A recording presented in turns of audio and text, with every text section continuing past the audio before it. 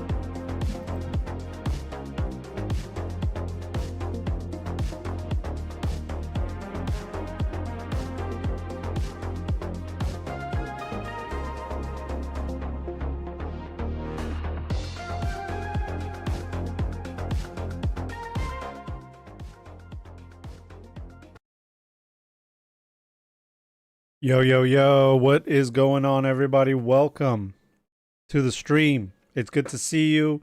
It's great to see you, in fact. I appreciate all the support. Love you guys. Hope you chooms are having a supernova time. Hello to everybody in chat. Thank you for watching. Thank you for supporting. And I hope you're having wonderful times, playing good games, having a good time, being happy. Yo, yo, yo. Everybody on Twitch. I'm on Twitch. I'm on TikTok. I finally figured out the TikTok dual stream so it doesn't look shitty on TikTok. It actually looks decent. And we're going to be looking at some Reddit stuff. As you can see, this has been stuff that's on my backlog that I wanted to talk about. If there's stuff you guys have in chat that you want me to talk about, let me know. More than happy to do that as well. Let me just eat this real quick. Give me 1 second. I don't want people to see any personal info. All right. We are back in action. Hope you guys are having a wonderful time. Hello, everybody in chat. I missed you guys. I haven't done a live stream in a little while, so it's time to get back on it. Time to talk about our favorite games. What have I been playing? Man, I have been playing a lot of Project Zomboid. I know maybe a lot of you have tried that game. I initially tried that game and was like, okay, this game is like way too hard. It doesn't make sense. Like, it doesn't tell you what to do. Guns are a terrible thing to use. Like, what kind of zombie game doesn't use guns? You know what I mean? Or has guns, but guns are a terrible thing to use in it. Anyway, I didn't get it. And I put it down for a long time. Then I finally got it. You know what I mean? I went and I looked at some YouTube videos. I looked at some stuff and I'm like, oh, okay, this is one of the best games ever made. Oh, okay, this is one of the best games ever made. So yeah, I've been stuck on that, and it's been a lot of fun, but I need to take a break. Like, it's actually a problem. I've been having the Tetris effect happen. I don't know if you guys know what the Tetris effect is, but it's a term where if you play prolonged hours of Tetris, you start seeing the tetraminos. That's what they're called. You start seeing them falling in your mind's eye, in the back of your mind, like them getting put together and stuff like that. And you see them everywhere, like in your regular life, you know, in your dreams. And that's what was happening with Project Zomboid. And it's kind of like even freakier because Project Zomboid, like, my character would be waking up, exercising, making breakfast, go and work on his car a little bit, and then I would go out and like zombie hunt for supplies. And then I'm like, all right, let me take a break from the game. Oh, I gotta work on my car a little bit. I gotta make dinner, and then I gotta go do some exercise. And I'm like, wait a minute, I feel like I've done this already. What is going on? And it was just like messing with me, dude. So yeah, playing, as Jimmy says in chat, playing games like RV There Yet or other games, I've been breaking up that kind of monotony. I didn't get accepted into the alpha test for Dawn of War 4, so I'm very sad about that. But hey, look, it'll happen when it happens, okay? Maybe I don't want to play a buggy mess either. I haven't heard anything about it. I think people had signed NDAs and stuff anyway. But anyway, let's get straight into it. Excuse me, 1 sec. I'm just barely now getting over something. Um, I mean, I'm like 90%, but there's still residuals. All right, let's get straight to it, Chooms. You're here to talk about Cyberpunk. So, first on the docket from Feckin' Sam Squatch on Reddit. He asks, I'm curious how you longtime Game Masters award reputation. As the title suggests, I want to pick your brains on reputation and how to get it. We've done 2 gigs so far. I awarded 1 rep on the first because one player showed up to a gunfight while wearing a cheap suit, but I've been struggling on when I should start awarding more to the other players. Should I be awarding rep after a few successful jobs? Or is it only awarded if you do something epic in world? Thanks. All right. So reputation, first of all, let's talk about what it is. It is an esoteric kind of not really explained stat that's in the game that is away from your character sheet. It's basically your reputation within a certain area, within a certain group. It depends, you know. I'll explain how I do it my own way, but mechanically all that it means is whatever that number is, the reputation number. Let's say your reputation 4, then the game master rolls a d10, and if the result of the d10 is less than your reputation number, equal to or less than to your reputation number, then the people in the area recognize you, know you for something that you've done. Now, that's good or bad, right? It's good if you want people to know you and you want some perks like getting into a nightclub, or, you know, you want to impress somebody. It's good to be known in that way. But other times it's not good to be known because it's like you can't be covert. People know who you are, what you've done. They know your reputation, and reputation is everything in Cyberpunk, right? You can't get anything done if people don't allow you to walk in the door because they know of your nature. Sometimes you don't want people to know much about you. The less they know, the better. And so anyway, so how do I award reputation? So reputation isn't like experience points or improvement points. I feel like those are for successful gigs, successful sessions, doing something cool. You award improvement points. For me, reputation has everything to do with logic. What have the players been up to? Okay, let's say, for example, in my latest campaign, the players shot up a Maelstrom nightclub, right? They killed a bunch of Maelstrom, not all of them, some of them got away. Now they have a reputation of the people that went and shot up a Maelstrom nightclub. Something that a lot of people wouldn't want to do, right? That's kind of like a death sentence. So they are no longer reputation 1 or 2. They have to be reputation 3 or 4, or I give them 1 or 2 points depending on what the situation is. But the idea is they're gaining reputation within the streets. So I would say within the streets, they're like reputation 3. Within Maelstrom, they're reputation 5. You know what I mean? You see how it fluctuates. The reputation is different because just like in real life, your reputation fluctuates between different groups and different people. So some people know you because it is within their business to know you. It's part of their business. It's part of who they are. But other people, they just heard about you. You know what I mean? They're from the streets. They heard a story about somebody shooting up a Maelstrom nightclub. You happen to fit the description, but they weren't really paying attention to what the story's all about. There's 1,000 street stories. This is just another one of those street stories. But if you're a Maelstrom, that story, it hits close to home. So bunch of guys shot up a nightclub. They just walked into the room that you're in. You're a Maelstrom guy. And you're like, wait a minute. Aren't those the guys that shot up our nightclub the other night? Oh, damn. It's on. It is on. So I might even secretly roll that reputation. And I'll just tell the players like, hey, you just walked in the door. And I'm rolling on your reputation to see if these Maelstrom guys recognize you. And I'll secretly roll it.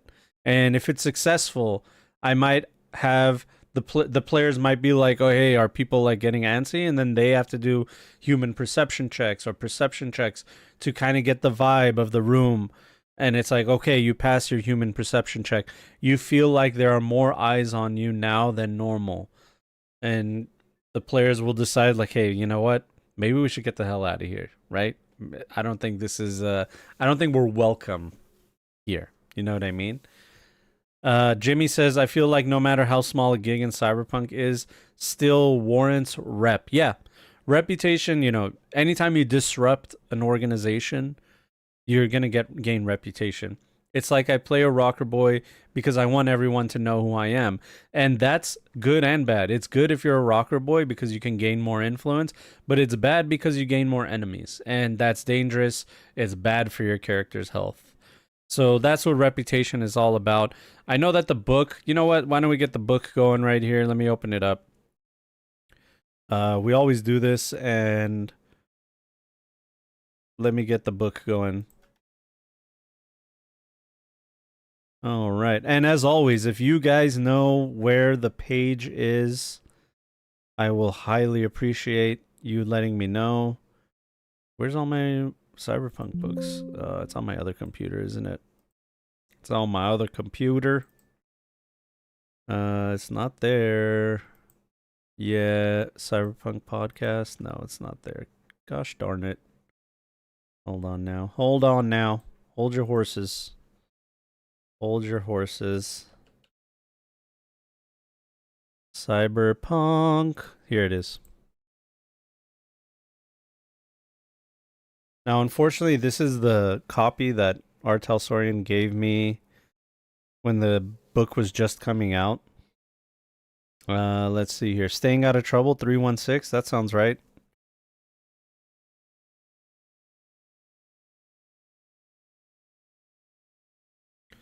Book's not on the shelf behind you. It's down here under me, but I would have to look for it. Oh, okay, now we gotta wait for it to load. Okay, this is not 316. Here we go. We'll get there. We'll get there together, Chooms. I'm honestly shocked that Sam is still alive. Yeah, Sam, Jimblesaurus Rex, for those of you that don't know, plays Sam Ectoplasm, our resident rocker boy in one of my games. And in that game, yeah, he had a lot of enemies, and he almost died a bunch of times. Alright, I don't know where reputation is. I just don't know where it is. Anybody know where it is? Anybody? Reputation 193. 193. It is 191, 2, and 3. Here we go. Reputation. All right. Reputation is measured of things your character may do so well or so badly that they become well known for them. A reputation for something is always established by a character's actions and is then awarded by the game master. When your game master believes your character has done something worthy, gaining a reputation, they can assign them a reputation level from the table below. All right, here's a little handy dandy table. All right. Reputation level 1. Anyone who was there at the time knows.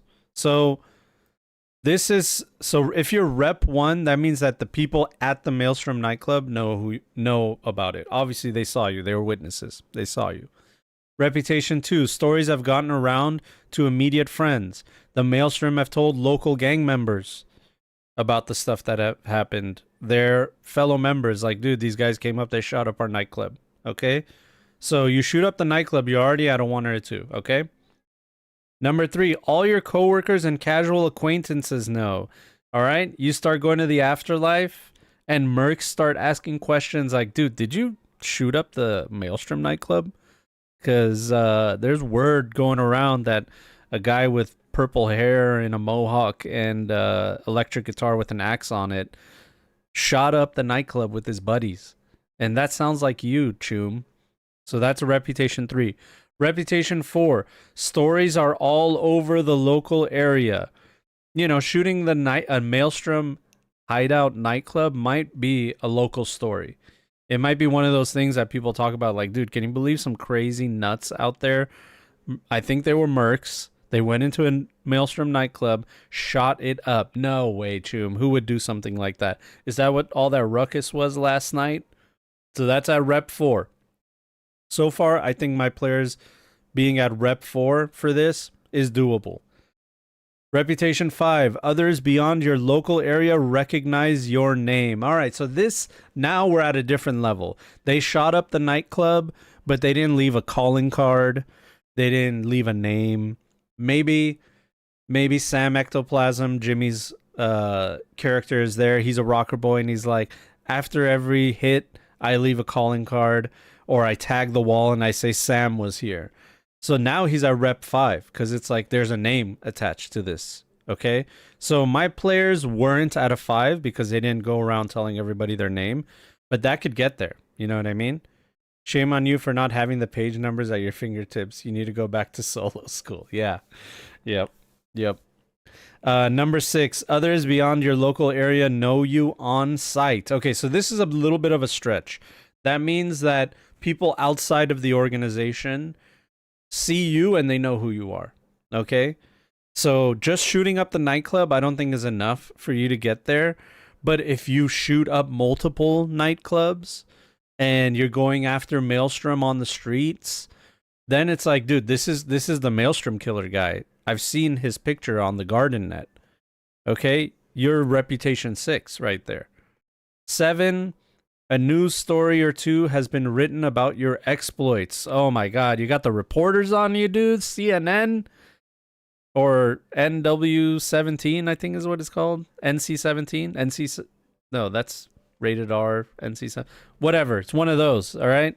NC66, 17, whatever it's called, has made an article about you. You're on the news, dude. Your face is on the news. Your name is on the news. Sam Ectoplasm shoots Maelstrom nightclubs and Maelstrom gang members on site. Local hero, but big enemy of the streets. That's where you're at a 7. You can't even walk around Night City at a 7. That's what I'm saying. N54. Thank you, Obi Law. I appreciate that. Number 8, your exploits regularly make the headlines and scream sheets. Sam Ectoplasm once again shoots up a Maelstrom hideout, killed 4 members of their top rank and file. That's number 8, okay? You've done it on multiple occasions, okay? Biotechnica facility once again ransacked and exploited by street member named Sam Ectoplasm, also known as the Rocker Boy Sam Ectoplasm, and his new album has just released. It's called Fuck You Biotechnica. No, what was the one? There was another one. There was a Fuck You something. Anyway, high rep sounds like a great excuse to have a reporter try to embed with the crew if you don't have a media already. I got ideas, Jeff. I got ideas. All right. Number 9, reputation 9. Okay, so far, 8 and below, this is 80% chance. Remember, this is on a D10, okay? Every one of them is an additional 10% chance that people will recognize you mechanically, right?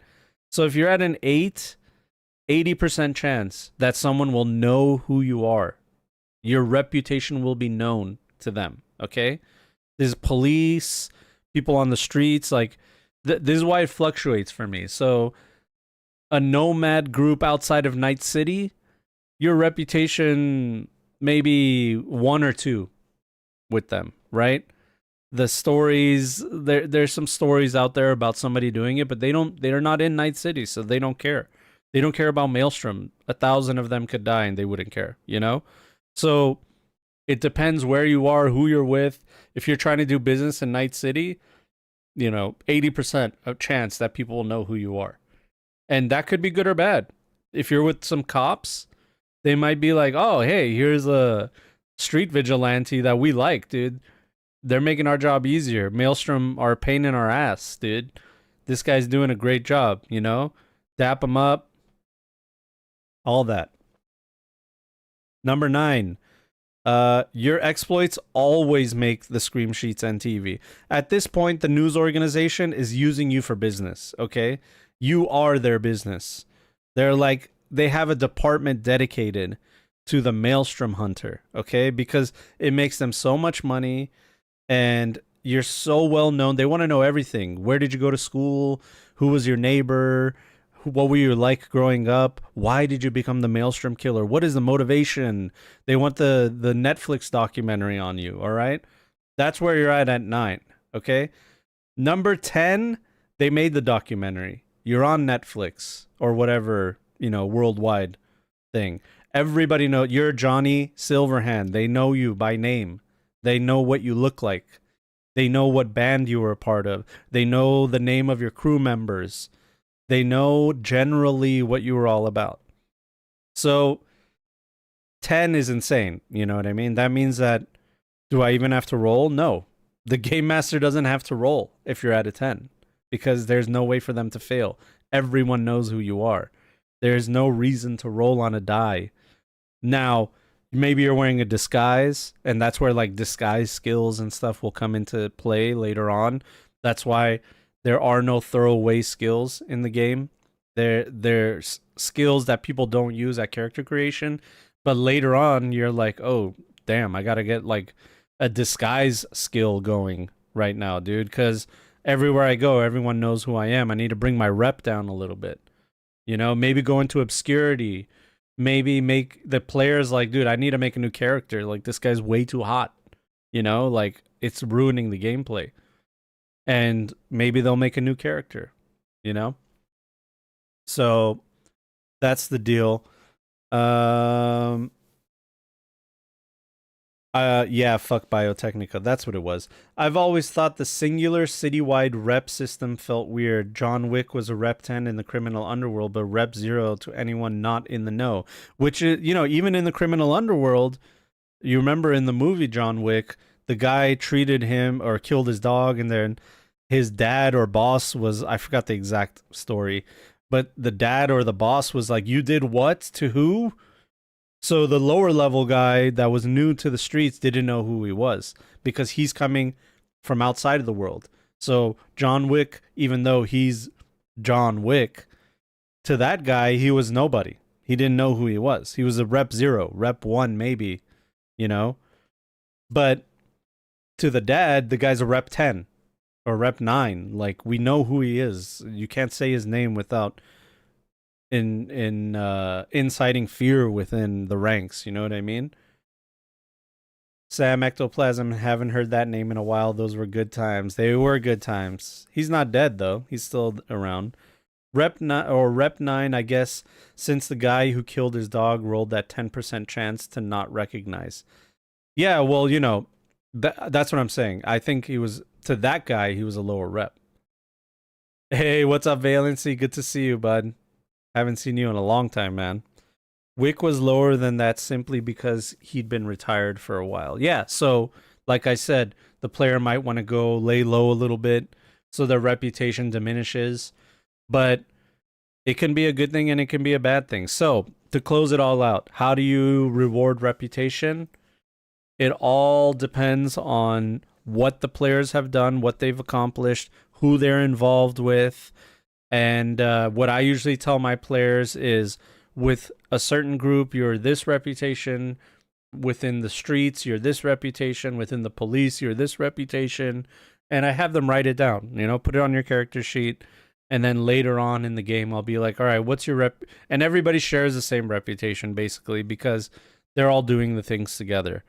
If by chance there's a giant gap in the players working together, then I might be like, oh yeah, we did 4 sessions, let's say, without that other player in, then yeah, that player has a different reputation. But they'll always be known as the guy that rolls with the guy that has the high reputation, right? So that's that. All right. So that's reputation. All right, moving on. Hey, John, good to see you live again. Thank you, Malchowik. Thank you very much. I appreciate it. Thanks for the support. And yeah, I'm still here, dude. I'm doing the dang thing. All right. Let's see here. All right, close quarters combat. This is from Dan the Step on the Cyberpunk Red subreddit. Brawling, martial arts, melee weapons, and grappling discussion. Hi, I am new to Cyberpunk Red system and I was going... Sorry, give me 1 sec. Phone was blowing up. Nah, we're fine.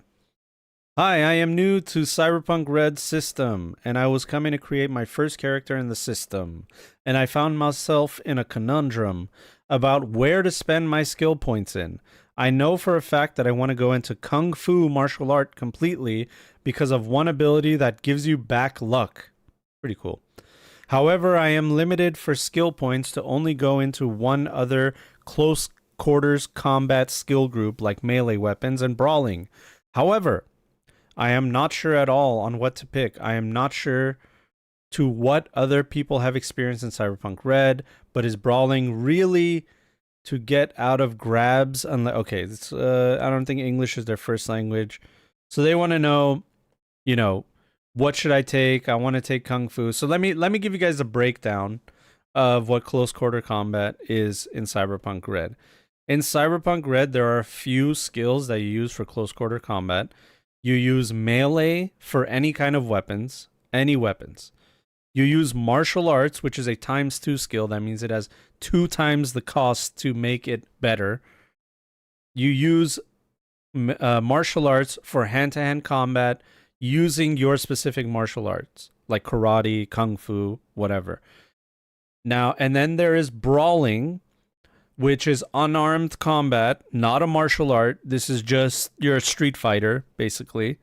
Haven't trained any like traditional martial art, and I consider wrestling, boxing, Muay Thai, any of those things are martial arts. Okay. Wrestling is a martial art. What brawling is you're just a street guy that grew up fighting. Maybe you had older brothers.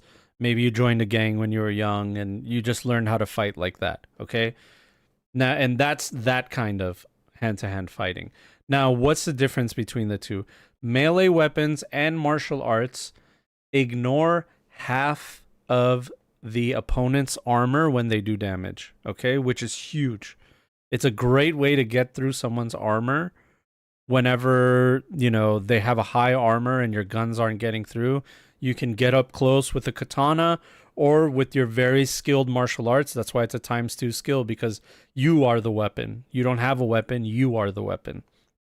And you get close, you can bypass half of their armor and get some real damage going, ablate their armor a little bit, finish them off with the gun if you need to.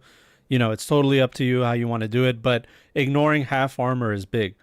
Brawling, unfortunately, does not ignore half armor. Armor comes into play at 100%. So whatever damage you do, which both martial arts and brawling use your body stat to determine damage, whatever damage you do, it has to be, the armor absorbs it 100% first. So for example, if the guy has 10 armor and you do 20 damage with a melee weapon or martial arts, you're going to do 10 damage to them, right? Because half of it is gone. And now their armor's at a 9. All right? But if you use brawling and you do 20 damage, then... No, sorry, you do 10 damage, it's not going to go through, right? I did the math wrong. But you get what I'm saying, all right? It goes halfway, all right? I don't want to have to get a MS Paint going. So that's what makes brawling, martial arts, and melee weapons important. Now, let's talk about grappling. So in Cyberpunk Red, in order to grab somebody and hold them, which is really powerful, it's a powerful thing to do because they can't do anything if you're holding them. And you can do all kinds of cool stuff to them, like choke them out, slam them on the ground, use them as a human shield, okay? In order to do all those things, you need to use the brawling stat. You can't use martial arts, and you can't use melee weapons. You need brawling in order to do that, okay? So if you want to grab someone, it's your brawling skill versus their brawling skill. Whoever wins in that dice toss is the winner of the grapple. Now, one other skill that's really important is evasion, because that's what you use to evade melee attacks, to evade brawling attacks, and to evade martial arts attacks, okay? You use the evasion skill. So, if you want to use a weapon, you want to be a martial artist, you want to grapple, and you want to be able to evade in combat, you need all four of those skills, okay? You need some points in all four of those skills. That's what kind of balances it out, right? It's like, which one do you want to go for? Do you want to specialize in being a katana expert? Well, then melee weapons and evasion, and then brawling last. Okay, that's like the tier list. You want to be a martial artist? Okay, martial artist, evasion, brawling last, or maybe brawling in front of evasion. You depending on if you want to be like glass cannon or what kind of thing you want to do. All right. Now, that's my biggest gripe. I am a martial artist myself. I've loved martial arts my whole life. And I don't like that martial arts were not thought about when it comes to grappling, because there are many grappling martial arts, such as judo, wrestling, jujitsu, and, aikido to a little bit. But there's so many grappling martial arts that are specifically for grappling, grabbing your opponent and controlling them. And that has not come into play. You can be a judo expert and not use your martial arts ability in the game. It takes me out of the game personally. Like, I don't like that. I made my own martial arts supplement. It's not 100%, balanced. I don't think. I've used it a few times. It is pretty powerful in my games, but I feel like a martial artist would be powerful. My idea is, if you're living in a world where there's danger at every corner, to the point where the government's like, we don't care if you carry a gun. Like, please do. We don't have enough cops to help you. Okay, carry a gun, defend yourself. Stand your ground. It's Florida everywhere. All right, that's what the cyberpunk world is all about. So all those things lead to my mind like, oh, then everybody's going to want to be a martial artist. Like, you have to, you know what I mean? Especially like, you want your kids to grow up in a world where they can take care of themselves. You're like, dude, put them in martial arts right away. So I feel like there will be a martial arts gym on every corner in Night City because of how prevalent it is to want to protect yourself. So unfortunately, I don't see it becoming like, it's not even in the video game, which is really sad. Like, it's not a big part of the world. It's implemented in the game in a kind of like movie aspect, not really respecting what martial arts really is all about. It's more like, how cool would it be to have it in a cyberpunk world, And that's about it. It was super powerful in Cyberpunk 2020, of course, but they modified it, just like they had to modify a bunch of things for Cyberpunk Red, and it's completely different now. So I personally don't like its iteration in the game. I don't use it rules as written in the game. If a player that is at my table wants to use martial arts, I give them my supplement, and I say, hey, you can use this. You don't have to, but if you want to, you can use this. If you like rules as written, I'll play it rules as written. Okay, I give my player the choice. I don't force them to use my homebrew. Most of the time, I don't force players to use my homebrew unless I feel like it's not that big of a deal. You know what I mean? But that's an overhaul of a system. They might come to the table being like, oh, I don't know what your supplement is, but I know how to use it in the game because I read the book. I'd be like, fine, that's what we're using. We're using the book one. Okay. So, long story short, those four skills, brawling, martial arts, melee weapons, and evasion, are really important. I tell everybody to get some kind of points in evasion, at least 4 points, no matter what character you make, because you're going to be in situations where you're going to need to evade a melee attack or a martial arts attack. And I tell them to put at least 2 or 3 into brawling as well, because I've had solos in my game. These guys like created solo characters. They're so powerful. They're so good at what they do, but they have nothing in brawling. And the first guy that has a few points in brawling that they come up against just holds them the whole combat, uses them as a human shield, slams them on their head, pile drives them. And it's like, that's what it is. That's why it's important to have brawling, because that can happen to you. Let's see here. Or your cyber legs, that's right. You are the Emperor's Angels of Death. Yep. I kind of want to make a character that has a linear frame and uses wrestling brawling and be a borged up luchador. I mean, dude, it's very powerful. Just for you guys to know, if you hold someone in a grapple and you choke them for 2 rounds, I believe, on the third round, they're unconscious. And if they're unconscious, you could just instantly kill them, or that you just incapacitate them. You know, they're gone. Their health doesn't become zero; they just become unconscious, which is very dangerous in a combat situation. You know, lights out. There's other moves that do your body stat as damage to their HP, bypassing their armor. So if you grapple someone, let's say you win the grapple, on your next turn, you can pile drive them, and if you have a linear frame, you're at body 14. You're doing 14 damage to them, straight to their body, straight to their HP, straight. Armor it doesn't matter. They could have 300 armor. It bypasses all armor. So, you know, it's like, what was that Final Fantasy character that could suplex the bosses and stuff? That's basically what you become. The guy suplexing people.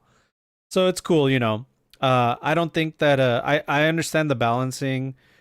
I just think, unfortunately, whoever were rules writing for martial arts in Cyberpunk and are continuing to do rules writing for Cyberpunk don't know anything about martial arts. They don't study martial arts. Maybe they've read a few books or anything, but they've never really actually trained or been inside of a gym to see what it's like, or the ethos, or is a fan of it, you know, of martial arts in general. You know, maybe that's not fair to say, but it doesn't look like it on paper. And it doesn't look like it was given that much respect in its sense. So I'm disappointed, obviously, with the way martial arts is in my favorite game. But that's about it, you know. To each their own. You know, that's my opinion. You do your own thing. I've talked about it before, so that's that. All right, that's close quarters combat. That's what I would do. Dan the step. All right. Um, let's move on. Hey, John, just started playing Red and love watching all your vids to help get started. Thank you so much for the support. I appreciate that. And I'm glad my videos have been helpful. That's why I made them. So I'm doing exactly what I wanted to do. All right. This next one, let's talk about, oops, sorry about that.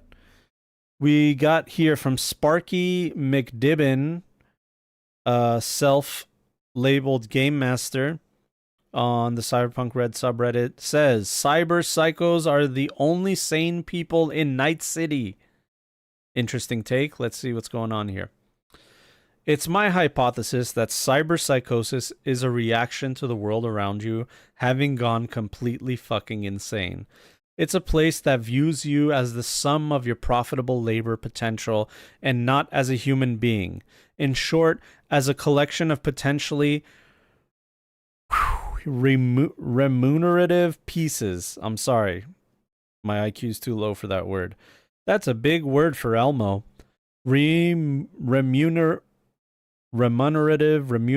pieces, and not as a whole worthy human person. You know, that sounds really familiar. That's a little bit too close to home, isn't it, guys?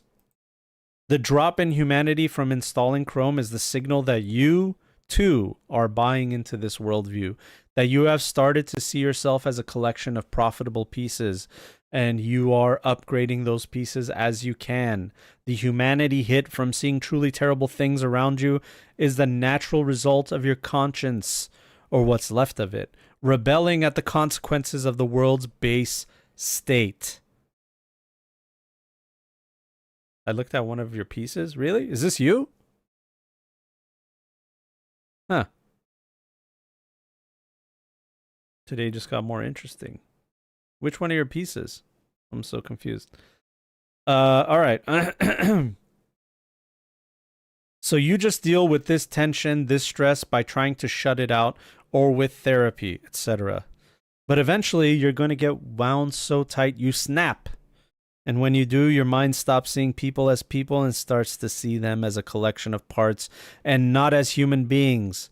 And honestly, Isn't that a kind of sanity in itself? Oh, so it is you, Jeff. Very cool. This is a stream first where we're reading a subreddit post and the author is here. So perfect. Hello, McDibbin. Welcome. What could be more sane than to apply the same philosophy that's made your life hell to those around you and make them deal with the consequences? A cyber psycho isn't crazy. They've found one of the only kinds of clarity left in the dark future. To them, it's everyone else who's nuts. All right, cool take. I definitely know where you're coming from with this. I understand where you're coming from. The world is definitely a terrible place in the dark future. It is not a place where you can raise a family unless you live in a corporate zone, and that means you sold your soul. Okay? And it doesn't guarantee safety, doesn't guarantee success. It just maybe makes it a little bit more easy to do, but at what cost? Everything. At every the cost of everything, the cost of your soul. So cyber psychos, you got to think about it. Cyber psychos are feeding into the capitalist nature of cyberpunk as well, because remember, Chrome is expensive. Putting it together and, finding a Ripper doc that could put it on you is expensive. So you have to have some kind of income. So there's a lot of people on the streets that can't even afford to be cyber psycho, all right? Cyber psychosis is a privilege, if you think about it. It is something that only the top, 5-10% of people can do, right? Because it's so expensive, there's so much to go with it. But in order for you to get to the point where you can buy all the cyberware and install it and become this chromed out human being and become transhuman, that means you had to have fed into the economy. You had to have become a part of it, whether you're a merc that's working for, anyone who's got the eddies, or you work for a corporation, or you're a police officer, or you're a criminal. Either way, you're working within the system and profiting off of it. Those who are not as privileged as you have to deal with the scraps, okay? They deal with the broken cybernetics. They don't even think about getting cyberware because it's like, I can't even afford it. And if something goes wrong with it, then I can't electively get cyberware, all right?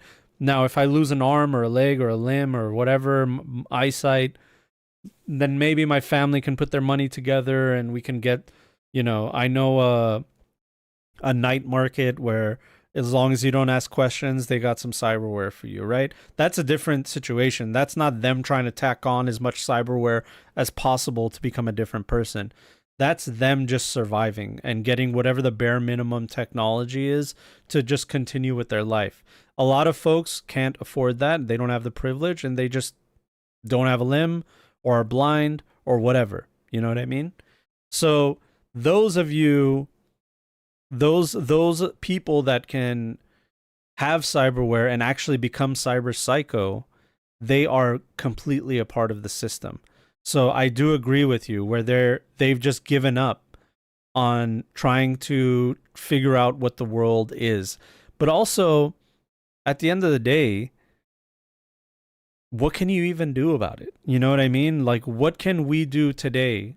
I'm not trying to get too personal, but what can we personally do today about what's going on, out there in the world? Like, can we vote and fix things?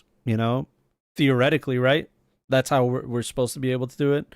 Vote for the people that we care about, or do we lead by example? Do people even care? Are they even watching us to see our example? And I feel like in Cyberpunk Red, that's like on the highest degree. It's like these corporations are so in control of your everyday life that what can you even do to change that? The only thing you can do is to be so drastic and to be a merc or to be an edge runner, basically. That's the only other people that can actually disrupt the system. The Johnny Silverhands, the characters that you make in your Cyberpunk game, they are the ones that can actually disrupt the system because they are in the system and they have agency because of their skills, because of you know, whatever, their reputation, their networking. If they decide to, they have agency. Yeah, babe. Yeah, yeah, you can come in. Yeah, yeah. So yeah, so that's the deal. Now, is everyone else nuts? I don't know if I subscribe to that where they think everyone else is nuts, but I do think that cyber psychos feel like there's not, you can't really change anything. So if you can't beat them, then be a part of them, and it feels good to be powerful. So if they're gonna give me this power, then I'll be powerful because it gives me agency. The more powerful I am, the more agency I have. The more I can determine the outcome of my life. So it makes sense to me that cyber psychos exist because it's a slippery slope. It's like you get more and more power drunk, you know, like, oh, I can enhance my vision even more. I can enhance my hearing even more. I can learn how to do a skill just by putting a chip in my head. I can lift a car at will and over my head. Okay, yeah, give me that. I want special superpowers. Why not? It gives me agency. I can actually do something with it. Now, why does cyberpsychosis happen? In the book and in the lore, it explains that it is like a psychosomatic kind of thing. So basically, it's different for everybody. It comes on to people differently depending who they are. So some people are more resistant to cyberpsychosis, like David Martinez was in the Edge Runners anime. He was super resistant. V in the video game is super resistant to cyberpsychosis because maybe they don't care that they're not human anymore. They've accepted it, you know? Adam Smasher, I think, is another one of those cases where he's gone so far past the spectrum that he's like, what does it even mean to be human anymore? Who cares? Humans are weak. The flesh is weak, right? For our AdMech lovers and enjoyers out there, the flesh is weak. As soon as they realize that the flesh is weak, then they realize that there is a new part of human evolution. So there's no reason to go cyber psycho there. That is like, oh, I've arrived. You know, finally I'm here where I'm supposed to be. I don't care that I don't have a head, like a human head anymore. All right. My consciousness is downloaded in a hard drive that's in my gut somewhere. You know what I mean? Like, and it's triple plated, you know, and all that stuff. They don't care because they're like, being a human sucks anyway. Like the world is so bad. It's better to become whatever this system is. So I don't know if they think everyone else is nuts, but I don't think cyber psychos are the sane people, but I do understand why someone would become cyber psycho and go down the route of becoming more powerful and tacking on cyberware is because they want to have agency in their life and they want to actually fight back instead of just becoming a pawn in somebody else's scheme. Look what happened to David Martinez's mom, all right? In the anime. You know, I don't want to give out any spoilers if somehow you haven't watched the Edge Runners anime, which is insane. You should be watching it right now. But what happened to her? She did everything right. She did everything right. She worked 2 jobs, whatever, did some stuff on the side to try to get her kid into an Arasaka academy. And what happened to her? Right? You know, she wasn't even a target. She just happened to be at the wrong place, right? So that can happen to you. But if you were cyber psycho or had a bunch of cyberware, maybe it would have been a different story, right? You know, she could have heard it coming, whatever. But she didn't have that privilege. That's the whole point. So Jeff says, to be clear, this post is written from the perspective of an in-world psycho. Oh, interesting. Cool. John, your goon method video is fantastic, but time has not been kind to its title. Oh, yeah, you're right. I didn't even think about that. Oh, my God. You're so right, dude. Oh, my God. But I don't feel like Mook is anything better. You know what I mean? The 3 Mook method. But hey, look, goon will come and go, but Cyberpunk is forever. So many confused people watching that video, lol. Smasher embraced the true flesh. Exactly. For anyone confused, right now, Mr. The Wise is practicing media literacy. It's true. Steve Clark says the cyber psychosis issue, it's a smokescreen for social decay. Dang, I haven't heard anybody say it better than that, dude. That's exactly what it is. It is a smokescreen for social decay. Like this is where we've become. This is where we've ended up. All right. Cyber psychosis is a result of our world, right? It's a result of whatever the techno shock, as they call it. Techno shock is the thing. It's like, how can we have all this amazing technology, but there's still poor people and starving people and people dying? How is that possible? Sound familiar, right? Sounds familiar. How can there be billionaires, but people are starving? How can there be iPhones? How can I send a picture from here to Australia in seconds? Not even seconds, milliseconds. But there's people starving, or they don't have clean water or access to medical care. In first world countries, they don't have access to medical care or water or food or electricity. Okay, not third world, first world. Third world, like, damn, dude, you know? So that's what technoshock is. It's like the technology is comes so fast and it's so out there because of capitalism that it's just out there, dude. It's like the market is hungry for it. You know what I mean? And legislation couldn't catch up to try to regulate it.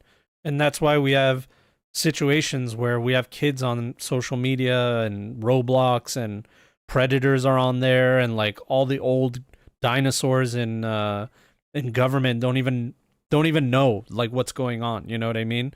They think that the internet is a series of tubes. So that's technoshock. That's what technoshock is. And cyber psychosis is a part of it. So yeah, that's it. Really cool. I think this is a good take. Why don't we see what other people have their takes? Your this is the number one comment. Usually, you know how it goes. OB Law says, I mean, in the end, all sci-fi and similar media are commenting on current day issues through a lens of taking real world scenarios and maxing them out to the extremist. Yeah, that's exactly what it is. And that's what Mike Pondsmith did when he made Cyberpunk. He didn't know that he was making a documentary and not just sci-fi, you know? But hey, such is the world, dude. He was like, dude, wouldn't it be crazy if corporations controlled everything in our life to the point where like the government couldn't even control them? Anyway, fast forward. So Shinobi Sly says, your thought process is correct. Lore-wise, cyber psychosis is the final step of literally losing your humanity, seeing the world as NPCs and meat and tech instead of people. And then this is where they disagree. Having a clarity of belief is not inherently sane, just focused. Okay, interesting. Murdering random people on the street is not some divine punishment. It's just feral cruelty and violence. Yeah, that's different. The whole death on the streets thing, that's people that are black-pilled, basically. You know, for those of you that don't know what black-pilled is, it's like a nihilistic idea that like nothing is gonna get better. It doesn't matter. You have no control. So who cares? Anarchy, blah blah blah. Blow up the streets, fight the system, kill the rich, eat the rich, fuck the poor. Like it's all that. You know what I mean? All that matters is you surviving, and even that is not that big of a deal. You see, even in the game, or just the in the zeitgeist of cyberpunk, you see people throwing away their lives so cheaply because it's like, who cares? Like, how bad is it to die anyway? It's not that great surviving, so how bad is it to die? You know what I mean? Which is super sad. And Sparky here, or Jeff in chat, says it's not really murder if they aren't people, just like how corps see it as the invisible hand of the market. When their workers die of cancer from toxic byproducts of cheap manufacturing inputs, they aren't people, just the cost of doing business. And yeah, can say the two wrongs don't make a right, but it's insane to hold yourself to a moral standard that no one else cares. Cyber psychos are just people who treat everybody else how they've been treated. I mean, yeah, maybe not in every case, but I can see where you're coming from. But yeah, the whole dehumanization thing, it's not even, I bet you the people in the cyberpunk world don't even know that they don't even realize they've dehumanized each other. But it is what it is. Like, you see a dead body in the gutter, you're like, okay, there's dead body number 489 this month. You know, who gives a shit? Thank God it's not me, right? And that's a messed up world to be in because, normally you see a dead body in a gutter. It's a deal like, oh my God, what the hell? Call the police. Like, does anybody know them? Do they have their phone on them? Can we call the loved one? In Cyberpunk, it's none of that. It's none of that. And it doesn't matter if you're rich or poor and you're in the gutter and you're dead. No, everyone's like, oh wow, okay. There's another one. There's another one. Steve Clark says, I'll add to the point. When you GM the game, you have to lean into this point to the players very heavily. Yeah, exactly. The public doesn't want to be killed, so they're still going to react, exactly how you might think that they'd react. They'd run in fear, fight for themselves, call the police. But no one is surprised when things go down the way that they do. Like, for example, my players shoot up a nightclub. Yeah, the people in the nightclub in the immediate area are like, oh shit, run away, call the police, get out of there. But they're not waking up the next day and going like, oh my God, I can't believe I went through such a harrowing experience, because they're desensitized to it. And they're not like, oh my God, those poor people in that nightclub who were killed, those innocent people who were probably just having a good time. No, they're like, man, another one. God, is that 3 this week? Man, that might be a record this week. I don't know. Usually it's not that bad. So, which is completely dehumanizing. You know what I mean? Like, you've lost all sense of caring about human life. It's so cheap that a death of a human being means nothing to you. Even if you're a good person. That's what I'm trying to say. It's like, even if you're a good person, no one expects you to care about everybody that dies on the streets of Night City. That expectation is not there. That's not a standard for a good person in Cyberpunk. Okay? A good person is someone that doesn't necessarily only watch out for themselves. When it's like, oh my God, you're actually helping me? Like, I don't know the last person that helped me. You know what I mean? That didn't try to get something in return, is what I mean. So, that's on another level, right? All right. So that's cyber psychosis. Thanks for that, Sparky McDibbin, aka Jeff in chat. Really interesting. Obi Law says it's the gruesomeness of getting used to misery, like nowadays, where we have similar things, but with homeless people and not dead people in the gutter. Yeah. I mean, I live in LA, dude. I've seen the homeless encampments. I've been to Skid Row. I've seen the human detritus. I've seen it all.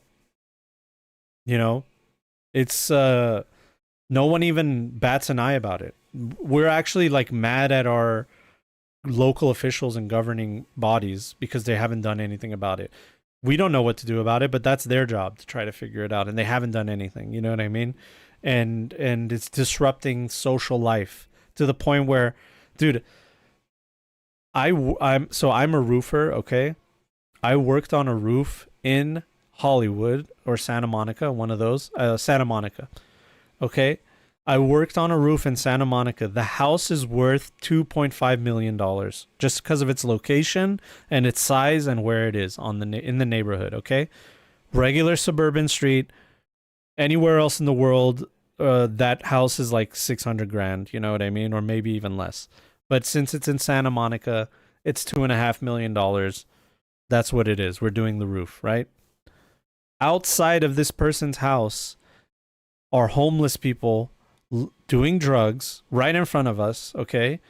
One guy was eating a mushroom that was on the grass, okay? You know those mushrooms that grow like on your grass? And he just took a bite out of it and he looked at me and he's like, bro, you think this is good? And I'm like, no, dude, it's not. And he said, oh shit, and like spit it and like threw it on the ground and then like walked away. Like, I don't even know if he died or what. I don't know. He just ate a mushroom off the ground. Okay. But all I was thinking is like, dude, this person paid $2.5 million or is paying $2.5 million to live in this house in this neighborhood, and their kids can't play outside. They have to like look 8 ways when they go to their car just to go to work, okay? And they got to hope that the car that's in their driveway didn't get broken into. How is that worth 2.5 mil, dude? I don't understand that. And like, Yeah, it sucks that the homeless person or, whatever vagrant on the street is committing a crime, but they have 1,000 stories on how they ended up where they are, maybe mental illness, whatever, but it's all part of the society. And then also it sucks for the person that bought that house because they're like, I want to live here, you know what I mean? Like, this is where I want to live. This is my home. I work around here, and I have enough money where I can afford a nice house in this neighborhood. Nice house. Really, it's just a normal house that's super overpriced, and their kids can't play outside. It's like, how does it make sense, dude? I currently live in a different area, like outside. I had to get the hell out of there, dude. Like, I couldn't. I'm not gonna raise a family over there. I can't raise a family there, so I got out of there. Um, So think of intense road. Steve Clark says, think of intense road rage like cyberpsychosis. It is so common that people get frustrated with life and circumstances. It expressed itself as anger. Yeah. Think of, yeah, you've seen the Falling Down movie. That's what it's all about, dude. It's a guy that just like lost it. And it takes place in LA. The movie takes place in LA. He's in traffic. Someone pisses him off and he just loses his mind. And everything sets him off everywhere that he goes. And obviously that it's a commentary on how people are just so wound up tight, like it says in this post, that they're ready to snap, right? It's just a shit deal for everyone but the people selling the houses. Yeah. Yeah. And there's corruption too. The government takes the money that they're supposed to use to help and they don't. The streets are not fixed either. Like there's potholes, the roots of trees have risen up the sidewalks. So it's not like it's a beautiful street in the first place either. It's like, what are you paying the 2.5 mil for? Like, how did this happen, dude? There's obviously, the system is broken. So yeah, anyway, didn't mean to like go on a crazy tangent, but Cyberpunk Red is a real world. All right. So anyway, let's move on. Let's move on. No, but I'll cover it just in case. Yeah. All right. It might pick you up when you're back here.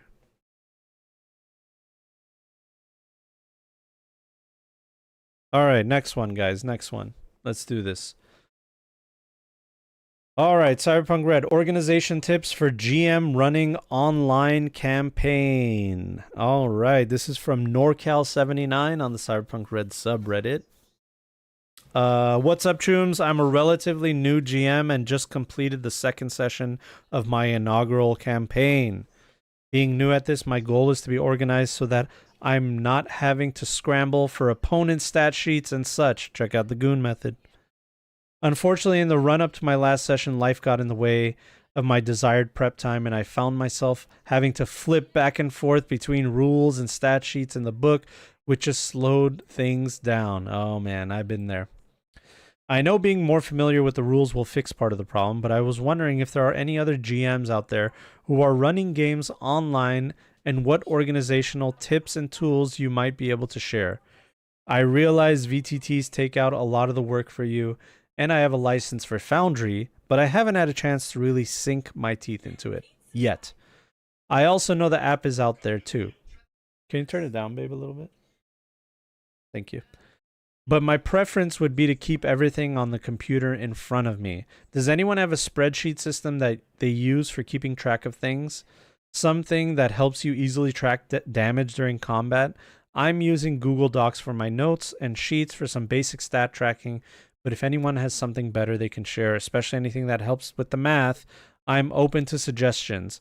Now, I want to see if anybody mentioned my goon method. No goons mentioned. Sad. All right, so I know exactly. This is the biggest problem that a lot of game masters have, is they think that they need to be prepared for every situation. And you can be overly prepared, and that's what is going on with this game master. They are overly prepared. They have too many documents, too many books, too many things that they have to flip through, and it bogs down the time playing the game. It's boring. It's not fun. And it makes it so things are just so slowed down that you can't even get anything done. That's why I made the 3 goon method, where you can have bad guys that are easily broken up into 3 different sections: an easy goon, a medium goon, and an elite goon, all right? Or normal goon. I don't remember what the middle one was called. But the whole idea is that if I want to make bad guys on the fly, this is what they're good at. You know, like this is their proficiency level. And it's easy, it's fast, they all have the same stats. If I need to change something on the fly, I can give a +1 or a +2 to a certain skill, or a -1 or a -2, depending on what I think that this person is capable of. All right. So I did all that. The 3 goon method was actually refined even more with my official DLC that I did with Artel Saurian, where I had my own homebrew rules. So I would recommend going to that DLC and checking that out. But I also have a video for the 3 goon method, and I also have a video for my 12 homebrews for Cyberpunk Red that you guys might want to check out. So there's all that. But I'm digressing a little bit here. So I want to show you guys something. Let me see here. I just got to switch over. All right.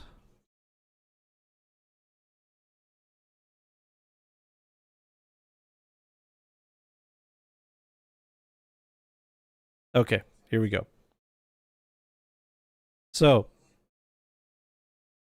sorry if those of you that are used to dark mode. So this is session 1 of my game, right?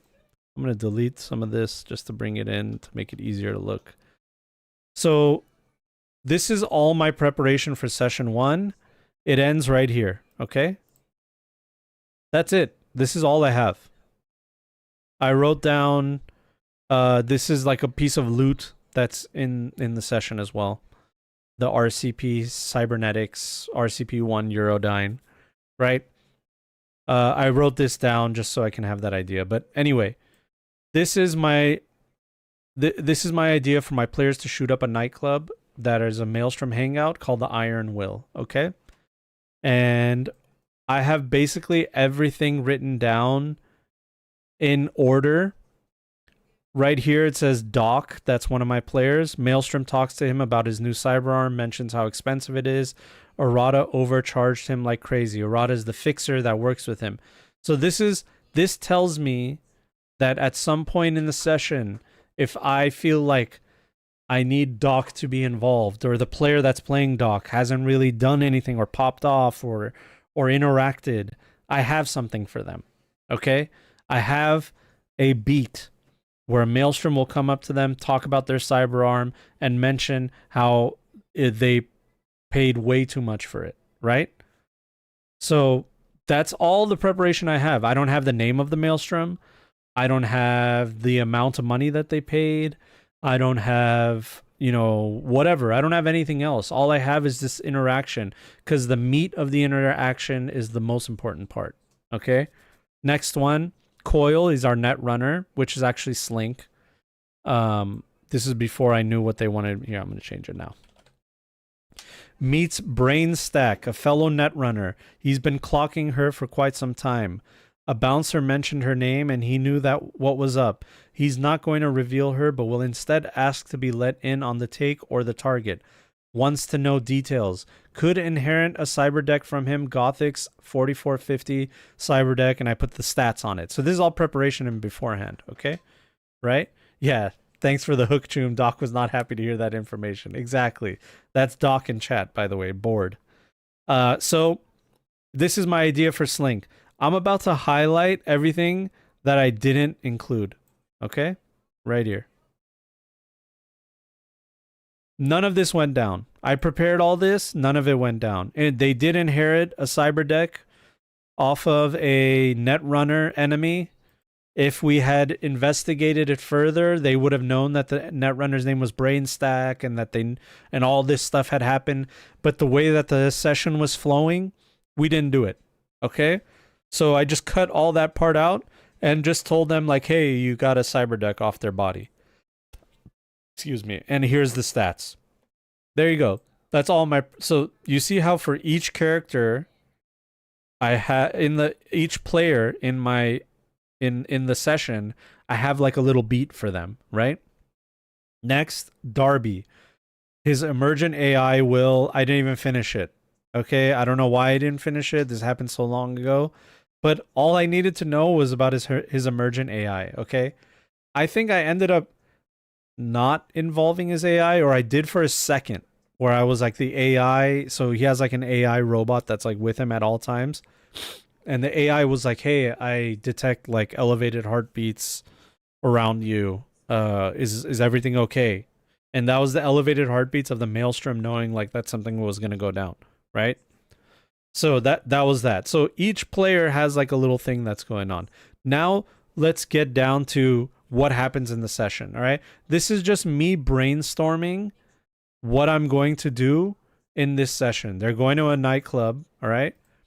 Maelstrom Hangout is where prototype cyber arm is located. The Iron Will nightclub owner is a Carrie Uridine fan. He's a sadistic Maelstrom lieutenant by the name of Chromebreak. He's an old school solo with a lot of chrome. He has 4 arms, uses 2 hand cannons and 2 clawed hands. This is basically for combat. I know what I'm going to be using for combat here, okay? But everything else is just, this is like the hook for the story. All right? So far, the preparation is so small, all right? And why do I have it written this way is because as we're going through the session, I can follow along on these bullet points. If they're already in the hangout and they already know what their mission is, I can bypass this, okay? Now they're in the nightclub. Maelstrom are getting ready for a heist. They plan to hit a Valentino hideout that's storing crates of Militech hardware, okay? So now the players are at the nightclub. This is the main piece of information that they're going to get from talking to the bartender, from doing a skill check, from whatever. Because they want to case the joint. They want to see what's going on. What are the Maelstrom even doing there? It's not just Maelstrom there, you know. There's other people that are there as well. I didn't write that down though. That's just me, my own logic telling me there's a nightclub. It's a Maelstrom hangout. But guess what? Other people like to hang out there too. You know. It's open to the public. So, and because it's a Maelstrom hangout, maybe people want to hang out there even more, right? But I didn't write any of that down. That's just logical leaps that I'm making. The most important thing that I wrote down was what the players will find out through skill checks, okay? Now, once they find out the mood of the situation, they're like, okay, well, we're here for a reason, right? The manager's office is locked up tight, needs a key card or through it. This is how they can get through it. And if they get through it, there's a little bit of a secret at the end. If they somehow find out, they'll find out that the fixer that sent them on this mission actually is double dipping and is thinking, okay, I'll send these guys on the mission, but if they fail, at least I told the Maelstrom that they're coming, and the Maelstrom will be like, hey, thanks for the tip. We caught those guys and killed them before they could do anything to us. If the players succeed, then like, good. That's what I hired them for. You know what I mean? But obviously the fixer didn't know that the players would find out that he betrayed them, right? This is the same guy that overcharged Doc for a piece of cyberware and stuff like that. So anyway, not a good guy, right? Next, musical act. Gorgon playing neo-industrial music, hates the Maelstrom, just doing it for the eddies, has an access card for the whole club. This didn't come into play at all. They didn't talk to the DJ. They didn't care about the DJ other than the spectacle of it. It was a guy that looked like a Medusa, basically a Gorgon, and he was playing music. But that's it. They didn't investigate the guy or try to talk to him. So this stuff I didn't even need to do. All right. Now this is just like additional information about stuff in case, just in case they want to interact with stuff in the club. A group of Maelstrom will challenge the players to billiards. Players can overhear the gangers making fun of their lieutenant for being such a Uridine fanboy. One may recognize Teddy. They'll talk about Teddy's another player. They'll talk about how LT spends eddies on trinkets if they're connected to Uridine. They'll maybe talk about how he has some here in the office and some in his storage in Watson. I think out of all this, they didn't end up doing any of this billiard stuff, but they did overhear the boss talking about how he's into Carrie Uridine, and they were kind of making fun of him behind his back. Oh, was I disconnected for a second? Sorry about that, guys. I don't know what happened. I don't got nothing on my end. But anyway, so yeah, none of this stuff happened. All that happened was they talk about how the lieutenant spends eddies on trinkets if they're connected to Uridine. They just made fun of him for being a fanboy behind his back, right? It let the players know that this is the right place to be, and it was a nothing. This was a nothing burger. I had this whole interaction with the Maelstrom here just in case they were a little bit too timid to get involved. Sometimes you're waiting for your players to go do the thing they need to do, and instead of waiting for them, you're just like, okay, you know what? I'm just gonna bring it to them. All right, where they have to interact or they have to do something. They have to react. You know. The lieutenant will lose his mind if he finds out Teddy is a Uridine. He will propose giving Teddy a great life as his slave. He'll lock him up and provide for him. He'll even give Teddy a gift, letting him know that someone tipped him off that the players are coming for his goodies. This was the big part of the session that led to the combat. You know, he's like, I know why you're here, and basically, I need you for my collection because Teddy is Carrie Uridine's son. That's what made it like a big deal. And he's like, ooh, Carrie Uridine's son, a collector's dream. You know, I'm totally fine with having him as a slave just so he could be a part of my collection. And that's what led to the combat. Obviously, the player was not keen on that deal. And led to the combat situation, and that's it. So look, that's the whole session. That's it. This is all the preparation. I have no other preparation. There's no other book. There's no spreadsheet, nothing. It's a Google document that is bullet points in order of what I believe is going to go down. Some of the stuff I didn't use, some of the stuff, and I can just follow along as I'm going through the session. Like, this stuff is not that important towards the end, you know, except for the forearms and the two-hand cannons and the clawed hands. That came into play at combat, right? But other than that, that was it. And the session ended. It was a full 3-hour session. They had combat. They found the cyber arm. They found out that their fixer had betrayed them. And it was fun and interesting and cool for the players and everybody.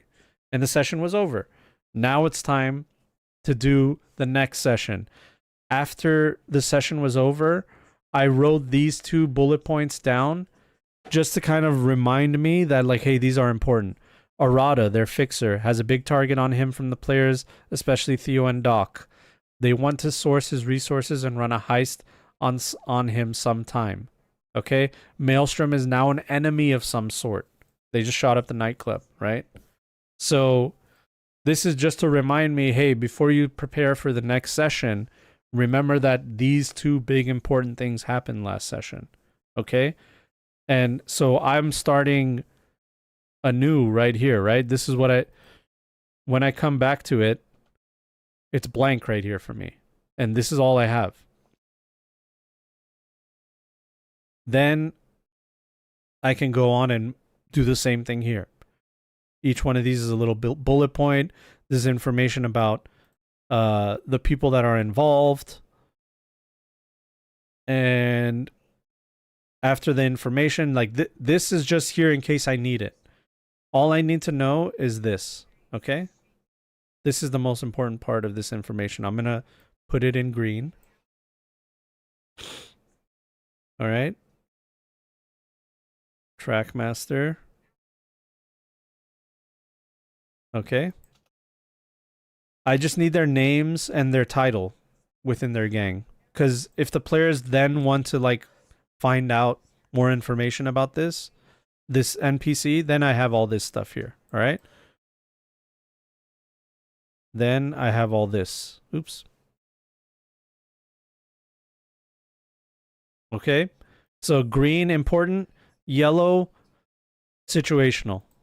Green, important. Yellow, situational. Right? I could even do this beforehand if I wanted to let myself know that the most important thing is their name and their title. And all this stuff is stuff that players can figure out if they even care to figure it out, right? But after that, this information is the most important, all right? The tiger claws have the most bodies, can saturate an area.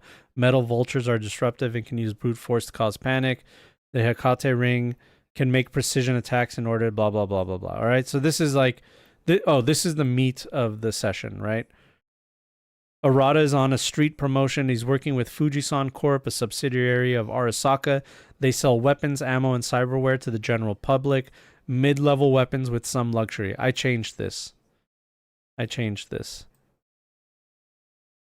They are actually... Oh, no, I didn't change that. That's what their front is, okay? They front by doing this. But secretly, they work with booster gangs. This is the most important part. About Fujisan. Like in 15, 20.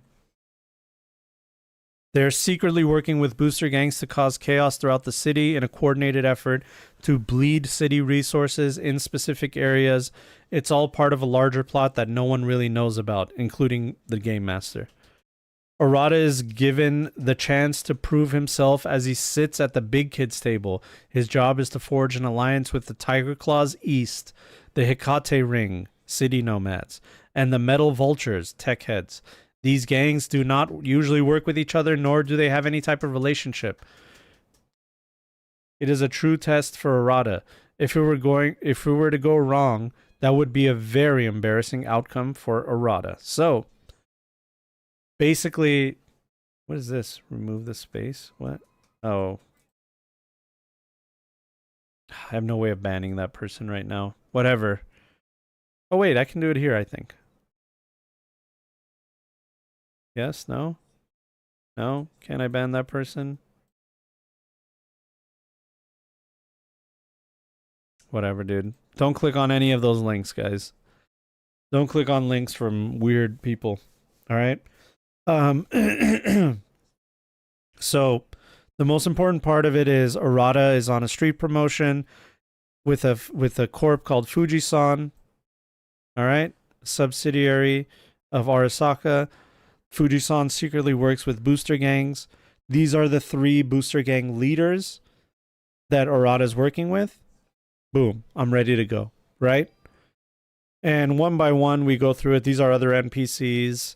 And I don't really have any other notes for myself because it's pretty clean cut.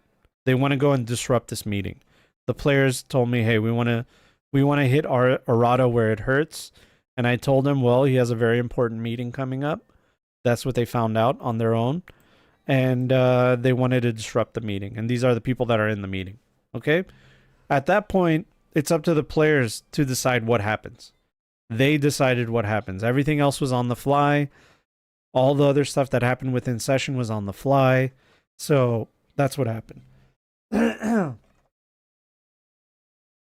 Oh, sorry. I'm doing a lot of yapping.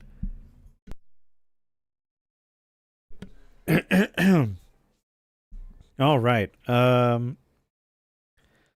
Just to look back in chat, solid prep work. I have a similar process. Curious if you've seen anything in the OSR.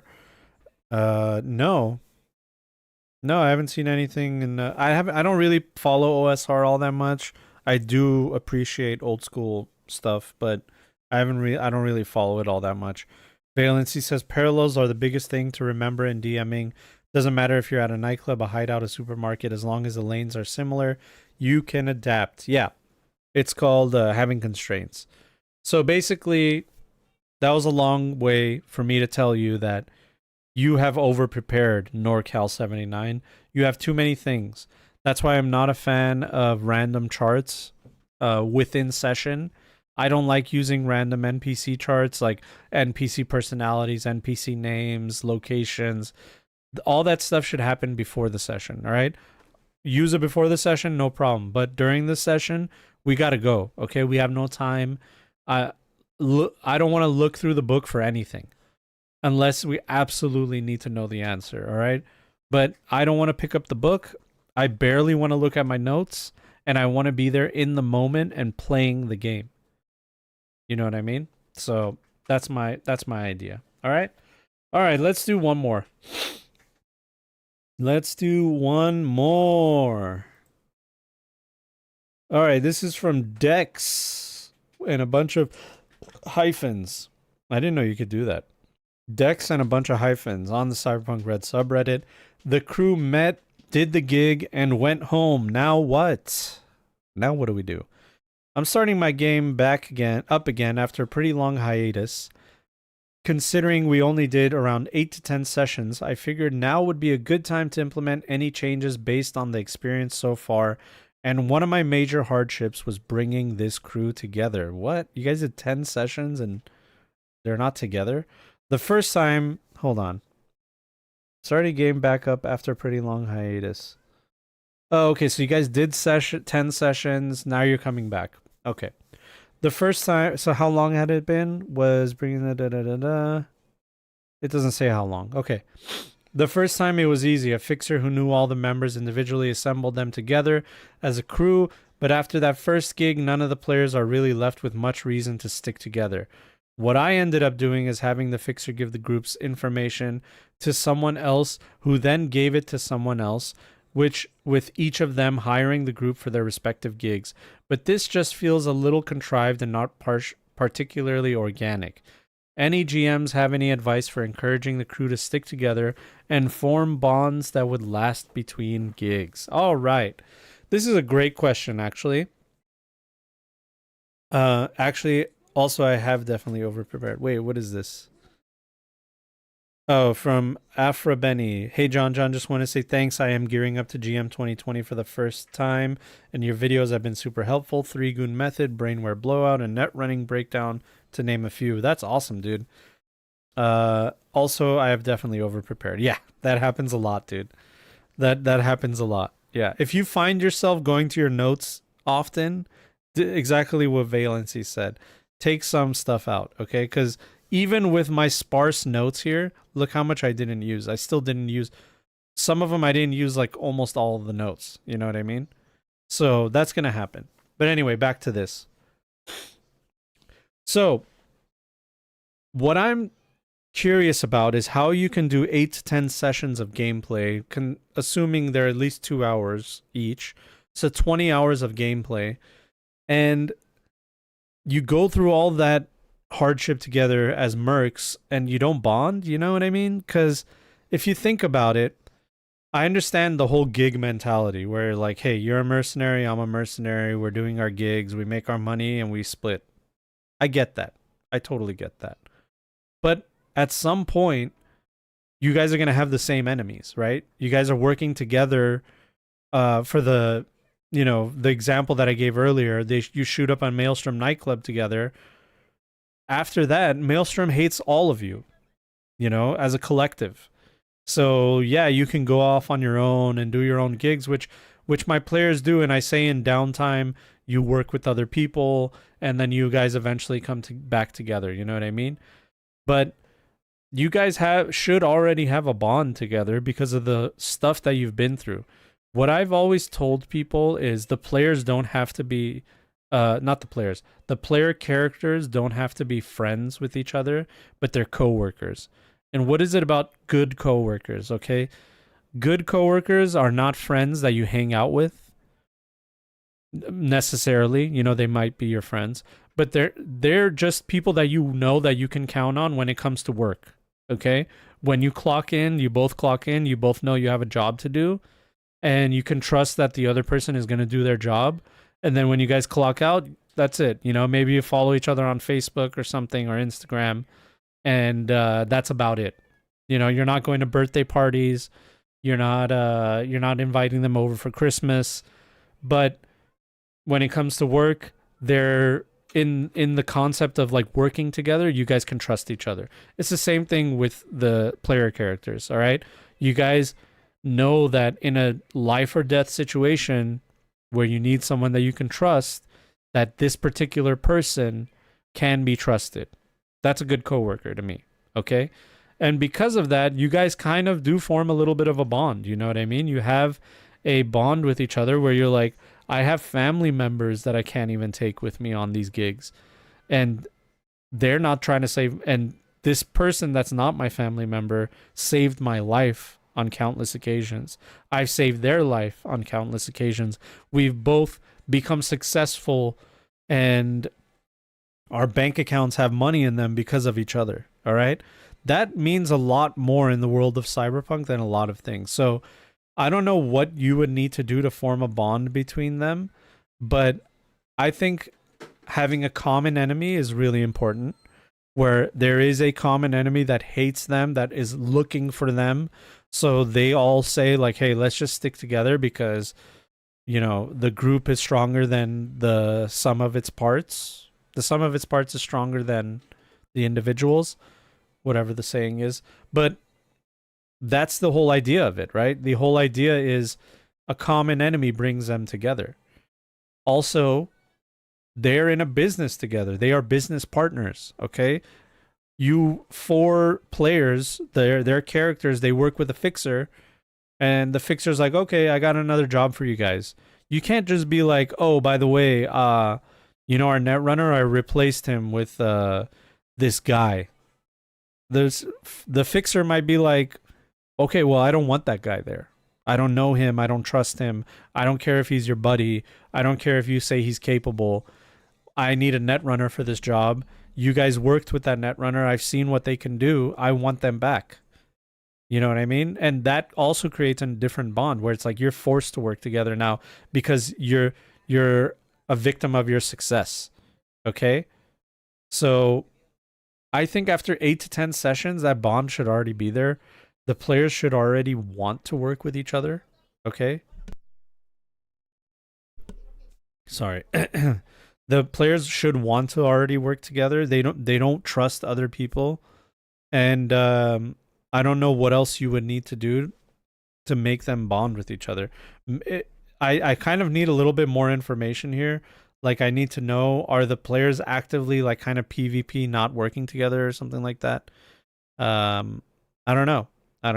Let's see. Did they respond here? I don't see any OP response here, but first comment here, gigs are nice, but it's too professional. Where's the personal element?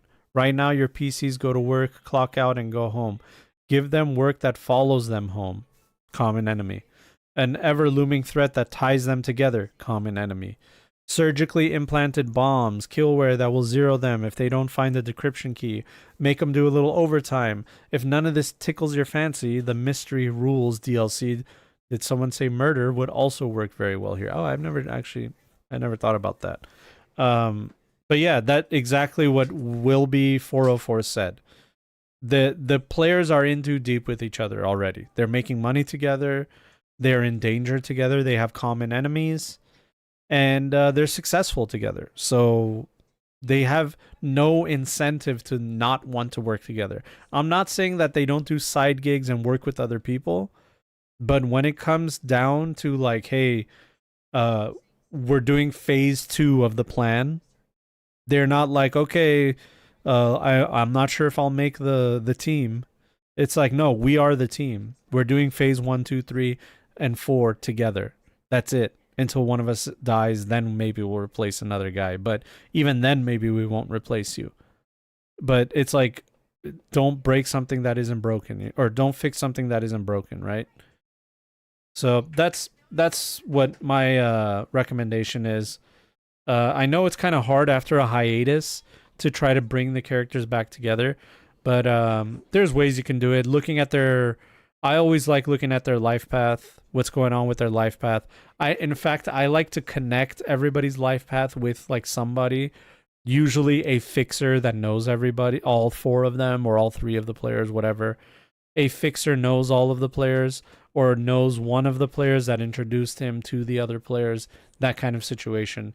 So I use that kind of methodology for that. Le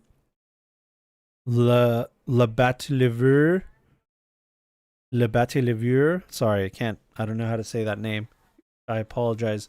I like to just make a series of scenes that the players amble between with NPCs notes mostly. Oh, that's for the preparation stuff. Yeah, that's good.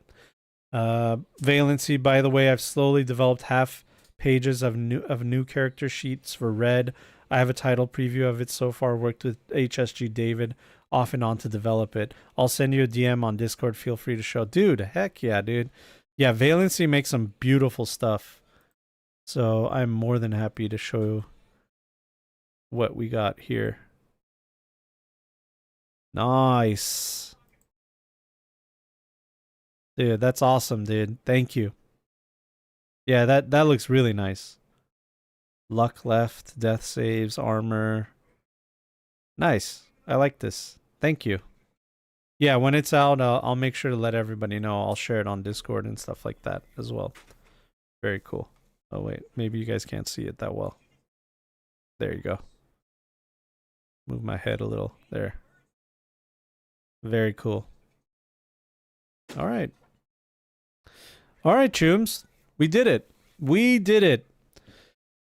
We did a live stream together, didn't we? All right. I'm going to go take off. We're going to get something to eat. Yeah, I want to thank you all so much for your support and watching and being here and being involved. Thank you to all my patrons, patreon.com/JohnJohnTheWise. If you want to show some support, I really appreciate anything that you guys give. It really helps.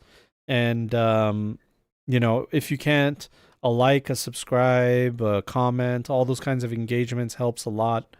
But yeah, that's pretty much it. If you guys want to get some stuff from Monster Fight Club, make sure you use my affiliate link. It should be in the description. If it's not, let me know. I'll make sure you get it. Anything you buy from Monster Fight Club comes to me in a form of a commission. And if you want to buy some stuff from a friendly local shop, loadeddicegames.shop, code word John will get you a little bit of a discount and stuff like that. So yeah, maybe not for Warhammer stuff, but I'm not sure. I'll find out. Let me know. Let me know if you have any issues. loadeddicegames.shop. It's a local shop. It's my friend's shop. And you're helping one of the little guys, the good guys. All right?